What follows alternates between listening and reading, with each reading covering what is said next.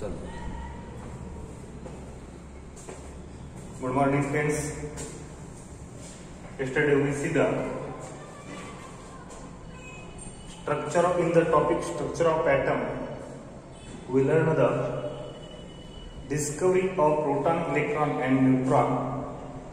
Then we learn the atomic number, atomic mass number, isotopes, isobars, isotones. Today we learn the next point. Some example. How will you calculate proton, neutron or electron or atomic mass number? We know the atomic mass number is equal to Z plus N. We see one example. On the basis of calculate the atomic number. Suppose that three elements, that is Q, R and T, which contains atomic mass is 40 and the presence of neutron is 22, 21 and 20. Then calculate the atomic number or approximate composition of atomic number. You know that the atomic mass is equal to formula A is equal to Z plus N. Here A is atomic mass, Z is the atomic number, N is the neutron. Then here we calculate the atomic number.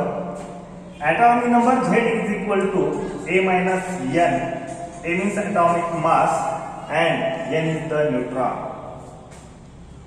For Z means atomic number, for Q element is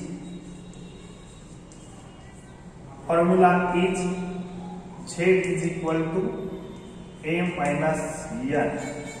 A means atomic mass is 40. N is the neutron. Neutron for Q is 22.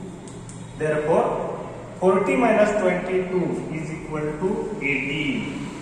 Or atomic number of the Q is 18.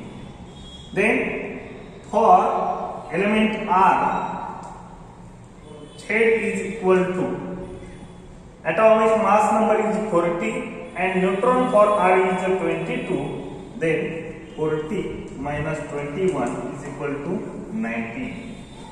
Is the atomic number for R. And for T, Z is equal to atomic mass number is 40 and neutron for T is 20. Therefore, it is equal to 20. This is the atomic number for Q is equal to 18, R is equal to 19 and T is equal to 20. Then it's the right composition of the atomic number. We can rewrite for Q 18, Q 40, 19, R 40 and 20 T 40. This Q, R and T is the elements. For this is the approximate atomic number. अशा पद्धतीने आपल्याला problem विचारला तर आपल्याला त्याच्यामध्ये atomic number काढता येईल, atomic mass number काढायचा असेल तर ते येईल, न्यूट्रॉन संख्या काढायचं असेल तर येईल. आपल्याला एक काही एलिमेंट की जे समजण्यासाठी दिलेले आहेत. क्यू, आर आणि टी हे एक एलिमेंट आहेत की ज्याच्यामध्ये त्यांचा ॲटॉमिक मास नंबर 40 आणि न्यूट्रॉन संख्या 22, 21 आणि 20 आहे. त्याच्यावर आपल्याला काय सांगितलेलं आहे तर झेडची व्हॅल्यू म्हणजेच कोणतरी ॲटॉमिक नंबरची व्हॅल्यू कॅल्क्युलेट करायला सांगितलेली आहे. त्यानुसार आपण ॲटॉमिक नंबर अशा पद्धतीने आपण कॅल्क्युलेट करू शकतो. म्हणजेच क्यू साठी ॲटॉमिक नंबर आणला 18, R साठी atomic number आलेला आहे 19 आणि T साठी atomic number आलेला आहे 20.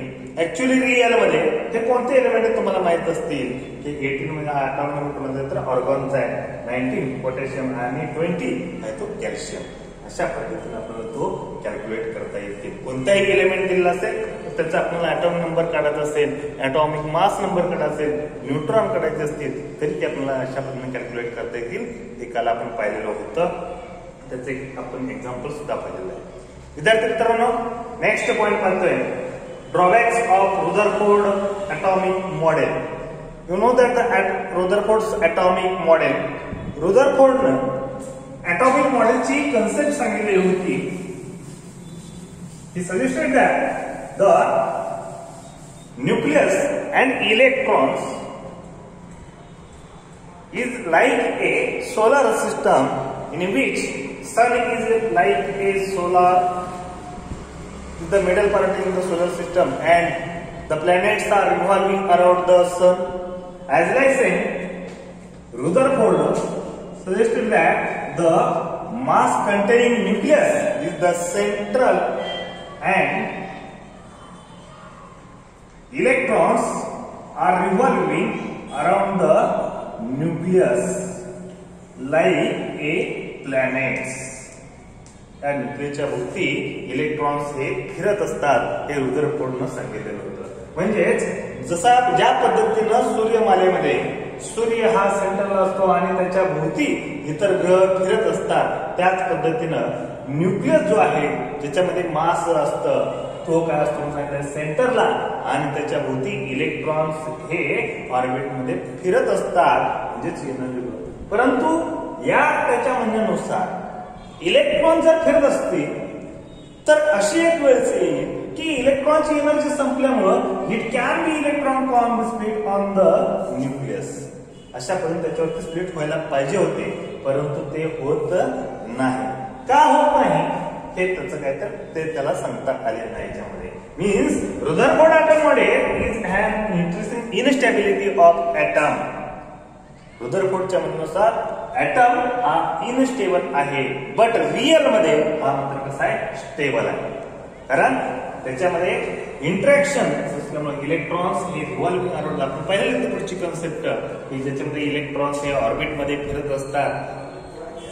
त्याच्यामध्ये an electric orbiting about the nucleus would follow a spiral path to the nucleus. Therefore, Rutherford atomic model has intrinsic instability of atom, but real atom is a stable. हा त्याचा काय तर पहिला drawback आहे. म्हणजे त्याच्या म्हणण्यानुसार ॲटॉमिक मॉडेल हे इनस्टेबल असायला पाहिजे होतं, परंतु रिअल मध्ये मात्र कसं आहे स्टेबल आहे. त्यानंतर next drawback is it does not describe the distribution of electrons and energies. Rutherford जो आहे तो त्याच्या सांगण्यानुसार it does not describe the distribution of electrons and their energies. म्हणजेच इलेक्ट्रॉन कशा फिरतात, या न्यूक्लियसच्या भोवती इलेक्ट्रॉन्स हे फिरत राहतात, ही कन्सेप्ट रुदरफोर्डनं मांडलेली आहे, परंतु त्याचे कशा पद्धतीने फिरतात हे सांगितलेलं नाही. आणि कोणत्या ऑर्बिटमध्ये किती इलेक्ट्रॉन असतात याच्याबद्दल त्यांनी कोणतीही माहिती सांगितलेली नाही. अँड देअर एनर्जी, म्हणजे इलेक्ट्रॉन्स हे एनर्जीच ऍब्सॉर्ब करतात किंवा रिलीज करतात, किंवा काय एनर्जी असते इलेक्ट्रॉन हे कशामुळे फिरतात त्याच्या भोवती हे त्याच्याबद्दल तो सांगू शकलेला नाही. हा त्याचा नेक्स्ट ड्रॉबॅक आहे. म्हणजे रुदरफोर्ड ॲटॉमिक मॉडेल जे आहे त्या मॉडेलमधले हे दोन महत्वाचे ड्रॉबॅक्स आहेत. According to our Rutherford atomic model, it has instability of atom, but real atom is stable, and it does not describe the distribution of electrons and energy. आणि इलेक्ट्रॉनच्या energy बद्दल त्यांनी कोणतीही माहिती सांगितलेली नाही. हे दोन त्याचे काय तर drawback.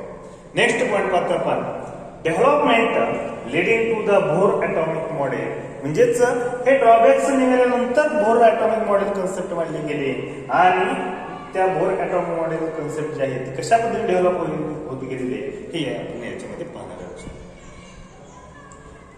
One is the wave particle duality of electromagnetic radiation.